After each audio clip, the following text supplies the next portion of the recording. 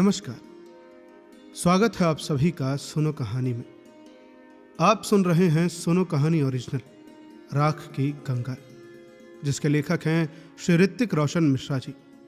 अगर आपने पिछले भाग नहीं सुने हैं तो मेरा आपसे अनुरोध है कि आप पहले उन्हें सुनकर आए। तो चलिए सुनते हैं कहानी में आगे। भाग 5। दोपहर के लगभग 3:30 बज चुके हैं और अब हमारे नायक श्याम की आंख खुलती है। उसे अचानक से याद आता है कि उसके ऊपर अब एक शिक्षक की भी जिम्मेदारी है और वो जल्दी से हाथ मुंह धोकर राजेश के घर की ओर निकल पड़ता है। अम्मा, हम जा रहे हैं राजेश भाई के यहाँ, शाम तक लौटेंगे। श्याम राजेश के घर के आगे पहुंचकर आवाज लगाता है और राजेश दरवाजा खोलकर श्याम का स्वागत करता है। बताइए मिस्टर जी, क्या सेवा की जाए आपकी? राजेश श्याम की ओर कुर्सी बढ़ाते हुए पूछता है। कुछ नहीं यार, बस एक गिलास पानी पिला दो और फिर हमारे शिष्य को बुला दो। श्याम कुर्सी पर बैठते हुए बोलता है। तो जनाब मास्टर साहब, आपके शिष्य अभी तक कॉलेज से लौटी नहीं है। आप थोड़ा इंतजार कर लीजिए और आने दीजिए उसे। आज मैं खबर लेता हूँ। जब आपको दोपहर में बुलाया है तो दोपहर को वो कहाँ गायब है? राजेश गुस्से में बोलता है। अरे कोई बात नहीं, कॉलेज गई है, क्लास चल रही होगी, हम इंतजार कर लेंगे थोड़ा, कोई बात नहीं, आती होगी। श्याम राजेश को समझाते हुए कहता है। ये लीजिए, आ गई। अरे वो तो तुम्हारे मास्टर साहब ने तुम्हें बचा लिया आज, वरना तुम्हारी कुटाई तय थी। कहाँ थे तुम अब तक? वक्त का तुम्हें अंदाजा भी है कितनी देर से इंतजार कर रहे हैं श्याम तुम्हारा? राजेश गंगा के ऊपर गुस्से में तमतमाते हुए बोलता है।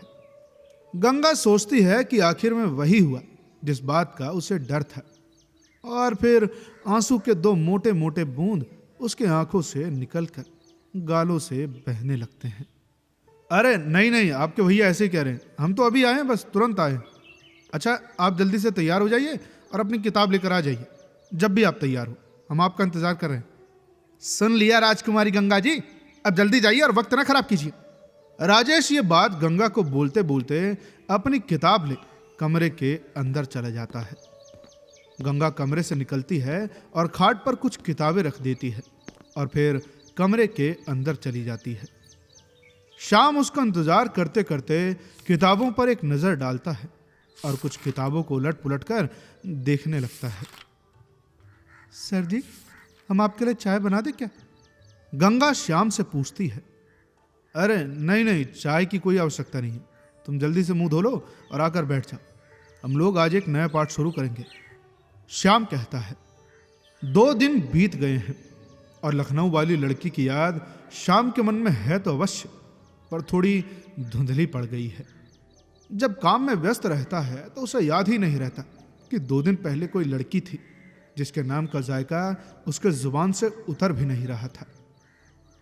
शाम को गंगा को पढ़ाकर वो अपने घर लौट आता है और जाते जाते गंगा को एक नया सबक और ये याद से कह जाता है कि पुराना सबक और ये नया वाला सबक वो दोनों कल देखेगा और ना मिलने पर वो आगे से पढ़ाएगा नहीं उसे, और फिर साथ ही साथ सामने बिठाकर दोनों सबक बनवाएगा उससे। खाना खाकर श्याम खाट पर लेट गया है और सोच रहा है कि आखिर यफा नाम का मतलब क्या होता है। उसके मन में एक तीव्र इच्छा जागी है कि वो वापस से फोन घुमाए और उस लखनऊ वाली लड़की से उसके नाम का मतलब पूछे। वो उसके नाम को जानने के लिए बेचैन है। वो उठकर टेलीफोन के पास जाकर संकोच करते हुए अपने मामा का गलत नंबर लगा देता है।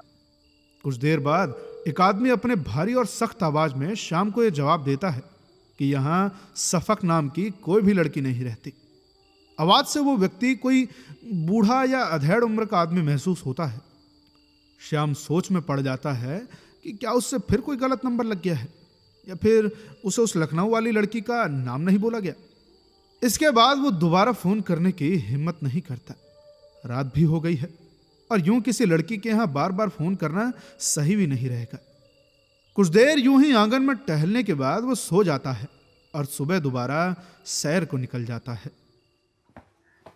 सैर से जब वो लौटता है तो उसे बहादुर काका ये कहते हैं कि लखनऊ से किसी लड़की का फोन आया था और वो कह रही थी कि उसे शाम जो कि बनारस में रहता है, उनसे बात करनी है। हमने कह दिया कि श्याम बाबू सैर को गए हैं और कुछ देर बाद आएंगे। तो बदले में उनका जवाब आया कि वो कुछ देर बाद वापस से फोन करेंगे, कृपया करके आप फोन न करें। श्याम कुछ देर तो ये बात को सोचने लगता है और फिर किसी सोच से निकलकर टेलीफोन के पास जा खड़ा होता है। कुछ देर बाद फोन आता है और श्याम तुरंत ही उसे उठाकर अपने कान के ऊपर लगा लेता है।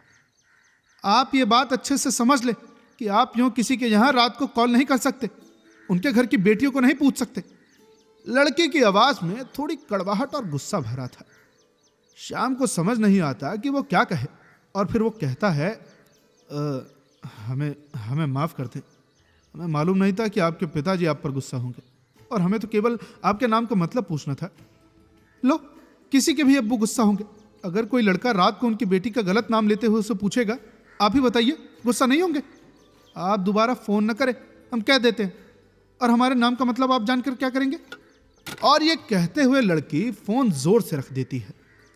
शाम को कुछ देर अच्छा नहीं लगता कि उसके वजह से किसी के घर का माहौल खराब हुआ है, लेकिन बाद में फिर वो अपने मन को बहला लेता है कि चलो, कम से कम उसके मन का भरम कि वो नंबर भी गलत था, ये तो मिट गया। खैर, बस अब उसके मन में एक दुविधा रह गई है कि उस लड़की के नाम का क्या मतलब है।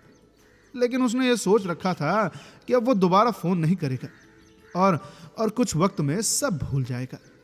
लेकिन कुछ देर बाद दोबारा से फोन आता है। श्याम फोन उठाता है।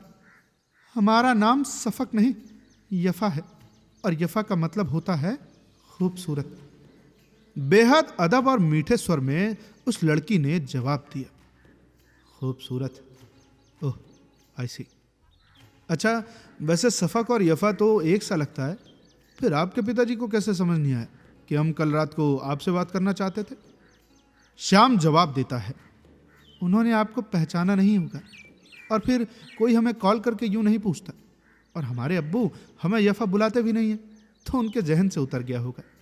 फोन पर लड़की ने जवाब दिया, तो फिर आपके अब्बू आपको क्या बुलाते हैं?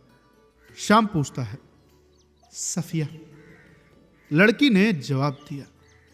और भला इस नाम का क्या मतलब है आप? श्याम पूछता है। इसका मतलब होता है पाक, लड़की ने जवाब दिया। ओह, मतलब तुम भी गंगा ही हो। ओह, सॉरी ना, आप। श्याम हंसते हुए कहता है, नहीं, कोई बात नहीं, आप हमें तुम बुला सकते हो, और हम भी गंगा हैं, इससे आपका क्या मतलब? लड़की पूछती है। अरे वो सब बातें जाने दो। अच्छा, आइंदा जब हम फोन करेंगे तो तुम्हारे अब्बू से कहेंगे कि सफिया से बात करवा दो। श्याम कहता है, खुदा के वास्ते ऐसा मत कीजिएगा, हमारे अब्बू से कभी हमारे बारे में मत पूछेगा, और फिर अब आप फोन करेंगे ही क्यों? आपको हमारे नाम का मतलब जानना था, सो हमने बता दिया। लड़की कहती है, अच्छा ठीक है, नहीं करेंगे फोन। श्याम उदास भरे स्वर में कहता है, हमारे अब्बू थोड़े सख्त मिजाज के हैं, उनका हमारा किसी अनजान शख्स से बात करना बिल्कुल पसंद नहीं, वो भी खास करके अगर वो कोई लड़का हो। लड़की जवाब देती है, अच्छा चलिए, अब हम फोन रखते हैं, आप अब फोन तो नहीं करेंगे ना?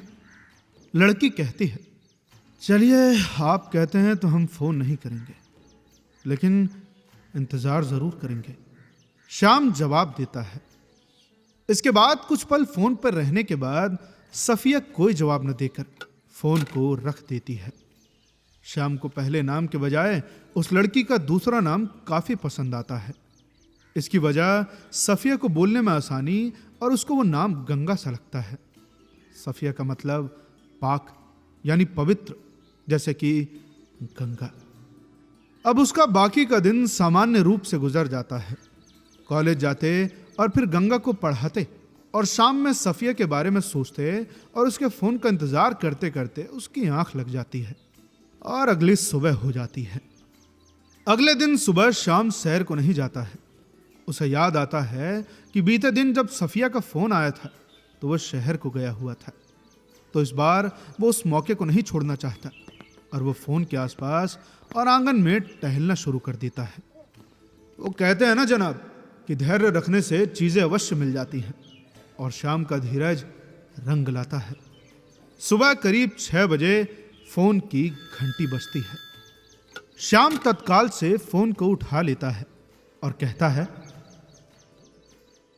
अब आगे की कहानी सुनने के लिए बने रहिए सुनो कहानी के साथ ही साथ फॉलो करें हमारे फेसबुक पेज और इंस्टाग्राम पेज को। और भी कहानियां जैसे कि मैला अचल, राग दरबारी, कसब, इस सब के लिए फॉलो करें हमारे स्पॉटिफाई चैनल को। और साथ ही साथ हमें बताइए कि ये कहानी आपको कैसी लग रही है। मिलते हैं आपसे अगले भाग में। तब तक के लिए सुनते रहिए सुनो कहानी की अन्य कहानियां। धन्यवाद।